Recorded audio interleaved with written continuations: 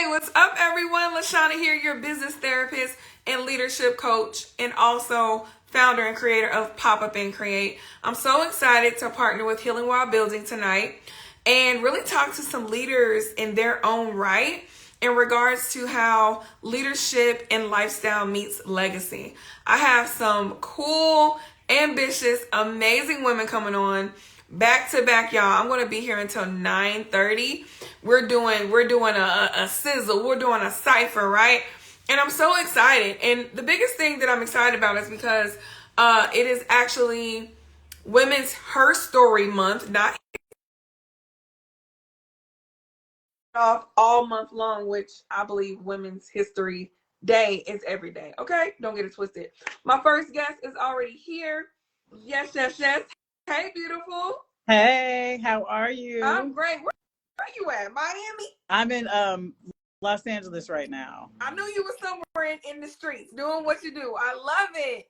So I'm so glad that you tapped in with us tonight for our Leadership Plus Lifestyle Meets Legacy. I see you doing so many things, making so much impact.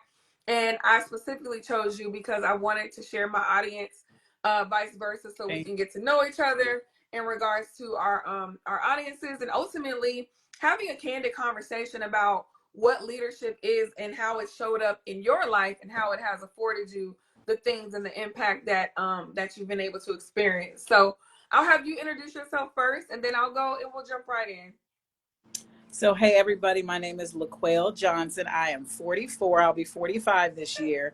I'm a multiple seven-figure earner in the network marketing space. I've been an entrepreneur for a little over 8 years, and I'm excited to be here. I'm excited to get into our conversation. You know, my mission is to really help women that are over, I would say 35 and up, really understand that it's still possible for them to have the life that they truly desire. It's still possible to succeed, because I was one of those women when I was 35, when I started on my journey, that didn't think success was still in the cards for me. And so my life since then has really shown that anything is possible. And so now I just want to help other women really see that for themselves. Oh, I love that, LaQuail. I love that you're specifically supporting women 35 and over. I'm actually 41. And I like that you led with telling people how young you are, because we already know that black don't crack and you're looking amazing. Thank you. So if you guys don't know me, my name is LaShana. I am a business therapist and leadership coach. I specialize in mental health mindset and helping you to make more money through getting through the blocks that are holding you back. Most times, most people are in their head, overthinking, overanalyzing, and maybe even imposter syndrome is in the way. And I like partnering with my clients as like an accountability partner, a cheerleader, and also someone who has tough love to let you know that it's you against you and you can do anything that you want to do. So we're definitely aligned. Yes. LaQuail, so I want to ask you, like, what is your definition of leadership? So, you know, I took a sneak peek at some of the previous episodes you did, so I kind of knew that question was coming. And usually when certain things hit me, it's always in an acronym. And so when I think of leadership, I think of the word lead. And so I was thinking, I'm like, what does leading mean to me? And so I want to make sure I don't mess it up. It just came to me 10 minutes ago. Learn, educate, apply, and deliver. I love that. You know, leadership to me is first leading yourself, and really being an example to show someone different than what they already know, or show them somewhere that they can go. Right. And that could be in so many different areas. And so I'm really big when I talk to people, when I coach people, I'm really big on personal leadership. Personal leadership, because, you know, you have to lead yourself before you can lead other people, and also being okay with being the student. So good. And that's why learn is the first thing for me, because in order for me to be able to lead, I had to really be a student. I had to learn, I had to serve first. And as I served, I learned. And the things that I learned, you know, I was able to educate other people. I was able to deliver it myself and apply everything. So, like, to me, all of those aspects matter when it comes to leadership. But I'm really, really big on leading yourself first, so that you can I love that. I love that. and you mentioned the word serve, and so I operate from servant leadership. And most people may hear the word servant, it's like, dang, I'm just gonna be the only one working, the only one serving. But in order to serve others, like you said, you gotta serve yourself. So really being self-aware about what you need so you can Right. operate at your optimal level. And I think a lot of times most people get burned out from leading because they don't really know what they need. They're just worried about what everybody else needs. And then they're not being That's served in true. return, which Yes, then yes, makes yes. you sacrifice yourself for others. Wow. You just said a mouthful. You just said a mouthful. That's something that I did have to learn over time, that I had to make sure that I wasn't so focused on the mission that wasn't focused on me. And especially us as women, we take on so many things. We take on so many hats, and we lead in a lot of ways that some ways we're equipped to lead, in some ways we're really not. We're just in that position and we have to show up in that way. But the reason why I focus so much on personal leadership is because we have to lead in order for us to really be that person for everybody else, we have to make sure that we're all the way together. Yeah. And, just being really candid, I'm in a space right now, since this is, well, I would say the last 14, 15 months, Mm-hmm. my focus has been to switch gears and really making sure that I'm together. Yeah. Because for 13 years, before even being an entrepreneur, when I was doing other things, leading teams, I was so focused on the mission that I left me in the back. That's good. Oh, I'm looking at somebody's message. Yeah, I left me in the back, and so I had to make a real tough decision last year to say, LaQuelle, you can't be there for the people the way that you really want to if you're not fully full within yourself. If you're constantly being depleted, you can't give. And Right. so I had to take a real step back just within the things that I was doing, really focusing on myself, really understanding what is it that I want. Because one thing that sometimes gets lost in translation is what your desires are, because you're leading for the mission and the greater good, but what is it that you really Yeah. want? Because everything is, seed time, harvest. Everything doesn't last forever. So it's like, what do you want when the dust clears, when the dust settles? And so I'm now in a space where leading myself is very big on my list. Most And it always, definitely. huh? Can you hear me? Okay, go ahead. And this is the key though. If you're not self-aware, you will continue to run on autopilot,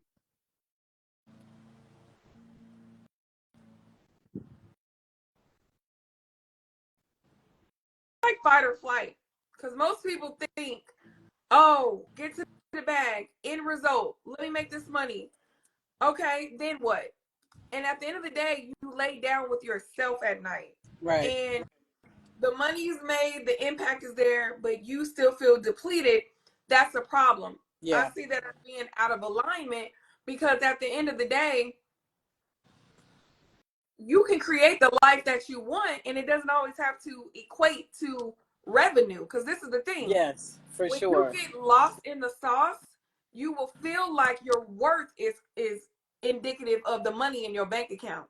Yeah. And that is a whole, I'm sure a whole dark road because life is Yes. going to life, the business is going to business, people going to people, but you are still enough, you are still worthy, you still matter. And when you equate who you are to how much money you make, that is a scary, scary place to be. That's so true. And I can only speak for myself, and I don't want to get too deep Mm-hmm. religiously or spiritually, but I know for a long time, because of everything that you just said, Mm-hmm. I took my eyes off the fact that God is my provision. Yep. Sometimes, especially in this social media era, we put so much into people that Mm-hmm. we forget where our real source is. And so for a while, I was a little more disconnected than I realized, until my path started to clear for me to focus on myself. And then I realized how depleted I really was. I realized how making all the money was amazing, but there was a lot of stress attached to it. There was a lot of Mm-hmm. anxiety attached to it. There was a lot of different moving parts. And, people, you always hear the thing, people want the glory, but they don't know the story. Ooh, Like the that's things good. that it really takes to get to that level of financial freedom, Right. leadership. It's a mental game that a lot of people think that they're equipped to play, and they really aren't. And I'm not, and God really brought me through it, but it was a lot. It Mm-hmm. was a lot, but I took some time. A lot of times, one thing I've been talking about a lot is seed and harvest, because a lot of times we only see the harvest, we don't always see the seeds. Mm-hmm. And there were so many seeds that I sown into myself. Like even when I go back, social media reminds you of everything. So I go will. on Facebook and I look at these memories from 10 years ago, 14 years ago, when I first started speaking life into myself, when I first started doing the things to lead me, to really push myself out of my comfort zone, all of the things that are required when you want to really succeed. You Yeah. got to get out of your own box. I don't know anybody in any industry that's successful in their comfort zone. And so there was a lot of things that I had to do to push myself out of that space. And nobody saw that work. They just saw The internal what work. happened. The Right. internal, deep, Yeah. invisible work that nobody sees. But it's interesting that you talked about getting out of your own way and succeeding. And this is the thing, when you go to these conferences and these business events, they're talking about 90% mindset. Yeah. That's what they're talking about, because Yep. you can't lead without an effective mindset. You can't be Yep. confident if your mindset and that inner critic is saying, "Girl, I don't know who you think you are. Do you really think Right. people gonna do XYZ?" It starts with your thoughts. I don't know if you Yep. guys are familiar with the Gandhi quote, and I'm gonna say this out of order, but I'm gonna say it. Be careful of your thoughts, as they become your words. Be careful of your words; they become your actions. Your actions become your destiny. That is so key. So if you're listening to this, I would love to ask you guys in the comments, what's your definition of leadership? And Laquel, for you, when you think about the empire you're building, right? The lifestyle that you are engaging in to build the legacy and the life that you truly want, how does leadership show up for you that keeps you aligned and keeps you on track? Like, So, what is that thing for you? well, what's so funny is it's evolved over years. Mm-hmm. At certain points, there was, I have some amazing women that have been a part of my life that have really helped contribute to where I am in my success. My two business coaches, Natalie Nicole Smith and Stormy Wellington, those two women have impacted my life on a level that nobody can really understand. And those are people that I still glean from. One thing that I get a lot of times is people want to mentor people. I want you to coach me. And sometimes people want what they're not really ready Yeah. for. And what I love is some people that have also mentored me from afar Mm-hmm. would be like an Eric Thomas, Right. somebody that I've had the pleasure of being able to meet quite a few times. But even before that, that was somebody I tap into on a regular basis, whether before he knew who I Yeah. was. And so, I always attach myself to somebody that has something that's gotten something out of life and business that I desire. Mm-hmm. I learned a long time ago, you can't, I'm not gonna let someone lead me that has never been where I want to go. Mm-hmm. I'm glad you brought up the importance of investing in self and mentorship and coaching, whether it's a coach, a therapist, a life coach. Every coach needs a coach. Every therapist needs a therapist. Everyone needs someone. I know for me, coming from corporate, starting my own business, and now coming full circle doing more like corporate consulting, things of that nature, feedback is your friend. And there was That's good. a period where, accepting feedback was on my PIP. When I first started in the game, I was so Hmm. passionate about what I was doing. My mom wasn't really around, so I literally had no one telling me what to do. Yeah. So when I had someone saying, "Hey, LaShana, you need to do this, you need to do that, correct this," I literally would tense up, and it was not well received to Yeah. where it was on my PIP. You guys know what PIP stands for, Performance Improvement Plan. Fast forward, I got so good at receiving feedback that I started soliciting feedback and asking for it, which increased my leadership skills, promoted me up. They ended up relocating me all over the world because I took something that was a weakness and reframed it into a strength. And I think a lot of times we think leadership has something to do with a title and a role. And I've been saying this all week, it's internal. Yes. Right? Yes, it definitely is. I mean, I remember there was a season of my life that I was that person where if I was getting feedback and constructive criticism, I was taking it personal. I was getting offended easily. And the Four Agreements is a book that really helped me with that. Number one. But number two, I had to take a look within. You know, one thing that I'm big on, and this is something even before I started my entrepreneurial journey that I've always lived by. You know, the only thing you can control is what you do and how you respond to what happens. And so at the end of the day, I had to look at myself and say, I can't change what someone says to me, but I can change how I receive it. And if I'm getting offended, why am I getting offended? Very good. Is it because there's a level of truth to what they're saying that I'm not really ready to face yet? And that's 99% of what it is. And that's for anybody on here. If you know that someone that you respect, that you know doesn't want to hurt you, that you know does want to help you, if they're saying something to you and it's affecting you in a certain way emotionally, that's something to dive into, because 9 times out of 10, there's truth to what's being said. And like we all know, the truth hurts. Right. And sometimes it's hard to face those things. It's easy for us to tell somebody what they need to be doing.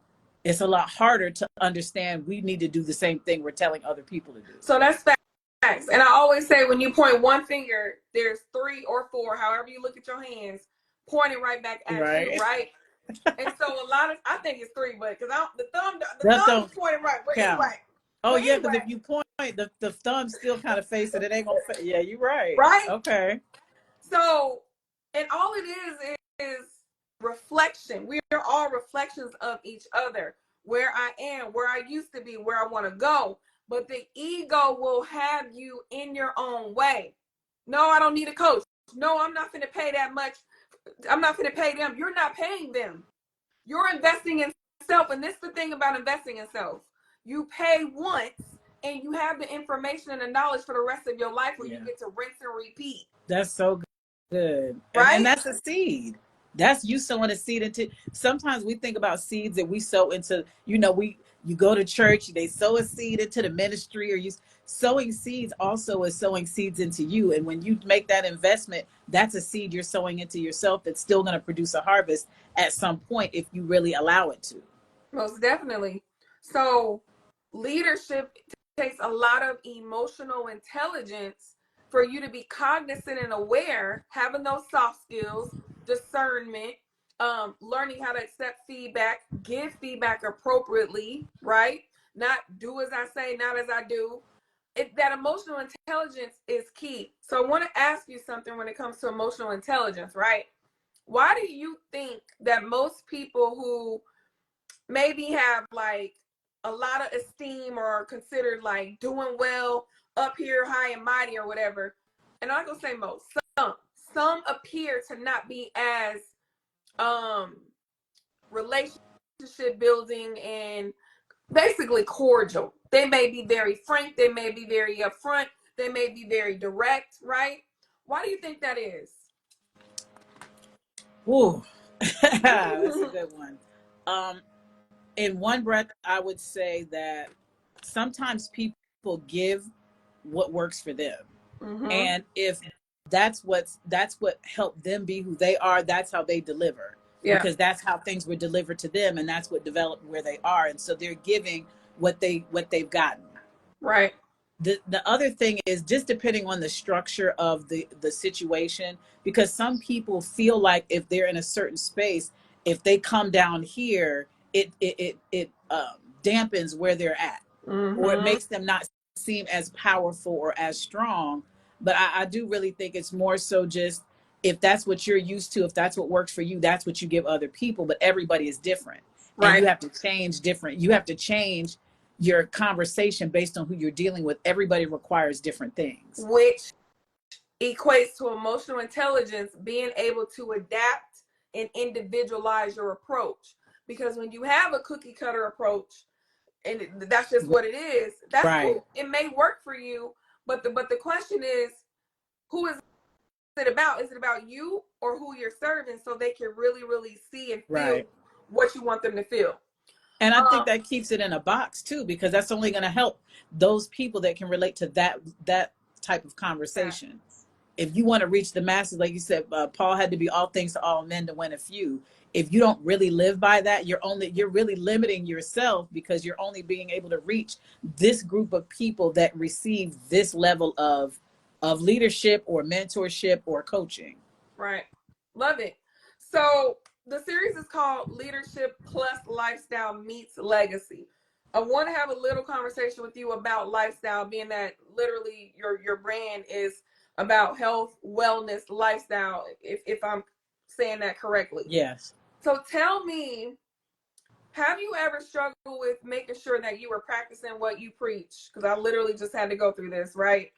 In regards to lifestyle. And what I mean by that is sometimes, for example, let's say I'm a therapist, which I really am in real life. However, there was a time where I wasn't seeking my own mental health stuff, and I was stressed out, Right. burned out. But here I am serving and providing mental health services. Right.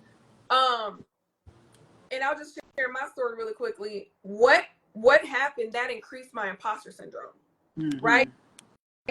Yeah. Starting the business, helping those hit a money milestone, and when I wasn't doing certain things, and it's just an example, that increases imposter syndrome, because you're telling the brain one thing and you're saying something else, and there's a disconnect, right?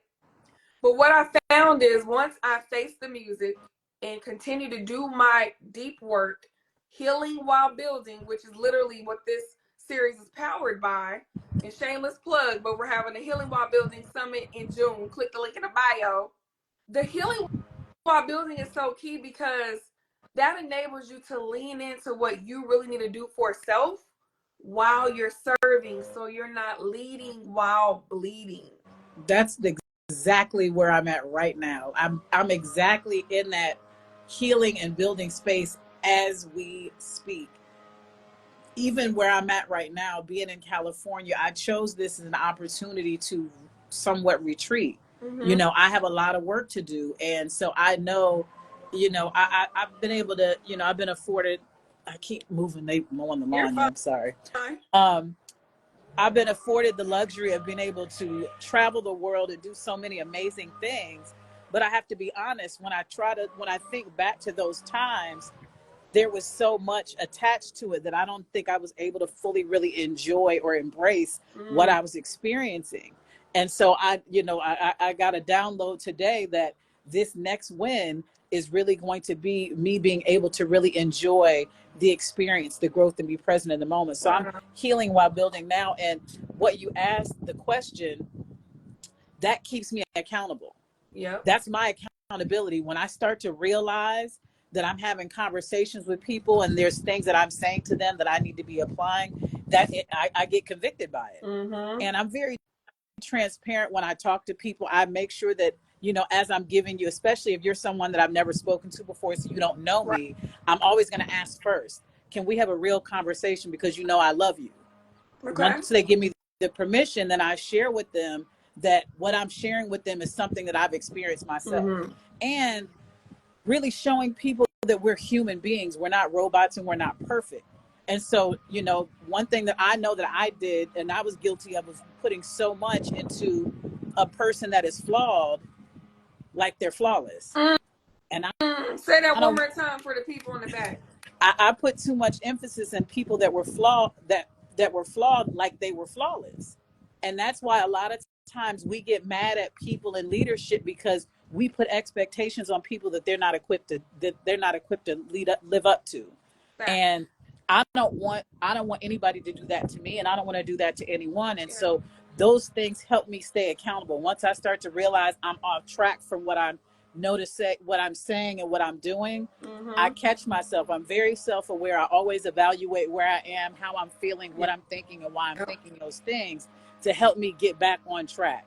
Because again, I'm not perfect. So there are going to be moments that we fall short, and we have to be okay with that. We have to forgive ourselves. We have to give ourselves grace. We also have to get up and get to work. That's fact. Well, as you know, we could keep going, but being that I have back to backs every 30 minutes, what I want us to do is wrap up with you sharing what is on the horizon for you, just in case anybody wants to tap in and connect with you. Do you have anything percolating in the kitchen on horizon for you? This process of what I'm going through right now, I'm open, but I'm also keeping it personal because I do want to be able. I turned 45 in August, and so that's the plan that I have is in August to really have something to partner with people in this growth journey that I'm on, of being that woman. When I look at my life 5 years ago and I look at my life now, every 5-6 years, a lot of times we shift, we pivot, we recreate, we reinvent. And so I want to bring people on that journey with me and what that looked like as it unfolds. So that's coming. I have a journal for women called Breakthrough. You can click the link in my bio. Part of me not really celebrating myself and maybe the imposter syndrome, I never really promoted the journal the way that I really should have. And it's been a year now. It was a year in January from when I launched it. And so I'm definitely working on some things.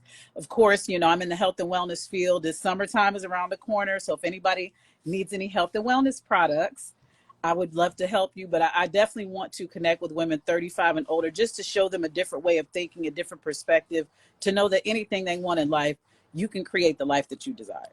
I love that for you. And guys, make sure to stay connected with both of us. You can follow if you're not already. Yes. Here in Atlanta, I'm having the Healing While Building Summit, June 22nd and 23rd. I'm a business therapist and leadership coach, and I specialize in imposter syndrome and helping entrepreneurs get out of their own way so they can start, launch, and grow the business that lights them up and fills up their heart. You don't have to be a virtual assistant or create digital products if that's truly not what you want to do. Right. Just because Keisha said that she made 6 figures and she made millions and she got the little t-shirts in the background on the floor and she done hit the jackpot. That's cute, but that does not mean that that's what you have to do. You can literally get paid to do what you love, whether it's coaching, whether it's consulting, whether it's teaching kids how to manage their behavior. There's so many things that you can do where you don't have to literally figure it out. It's already in you. You just got to build the confidence to say, you know what, this is what I'm going to do. I don't know how to do it, but I'm going to get it done. And I literally help to motivate you and keep you accountable so you can do it even when the days are hard. Because you mentioned about grace earlier. We got to give ourselves grace. Yes. And nothing's going to be perfect. No. And I just want to say thank you.